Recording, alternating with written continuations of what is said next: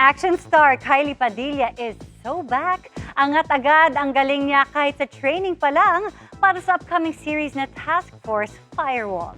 Ang paghahanda ng cast sa chika ni Aubrey Carampel. Aakalain mong eksena na ito sa upcoming Kapuso action series na Task Force Firewall dahil si Kylie Padilla puno ng angas na nakikipaglaban sa ilang mga lalaki. Ibinida pa niya ang kanyang fighting skills. Kabilang ang husay sa martial arts, pati paghawak ng baril, at fatalin ang maaksyong engkwentro. Bahagi pa lang ng training ni Kylie para sa gagampanang role.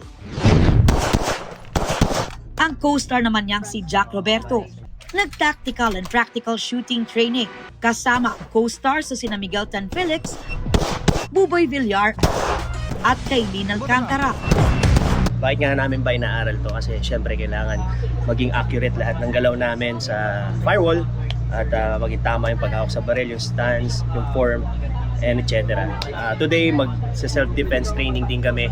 May bonus ding behind the scenes ng sweet moment ni Jack at Kylie, pati na ang kulitan ng cast.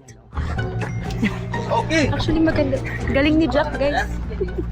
Bukod naman sa military-style training, may mga sariling paghahanda rin si Kylie para sa serye. I'm doing a lot of things, a lot of physical things. Na ginagawa ko na naman po before. It's just more intense now. Yeah. In preparation for Firewall. Yes! Very active si Kylie para mas ma-develop ang kanyang strength and endurance. Recently, umakyat pa nga siya sa Mount Pulag. Ang saya-saya ko po na nagawa ko yon with my cousin and of course her friends. Na-realize ko kung gaano talaga kagaling si Dad, aka God. So, isang malaking achievement yan para sa akin. Spotted si Kylie sa Mega Woman Club event wearing a summer boho glam fit. Nasa event din ang Task Force Firewall co-star na si Lexi Gonzalez. Ang daddy raw mismo ni Lexi ang nag-train sa kanya ng gun handling. Enjoy nga raw siya sa taping dahil muli niyang nakasama ang kanyang co-runners sa Running Man Philippines. Nanggaan kasi nga si Buboy, wala pa, masaya lang. And then, syempre si Miguel, mga runners. Yes, nakakadalawa na ako with them. And of course, Derek Rico. So, sabi ko, ay, okay, Running Man team.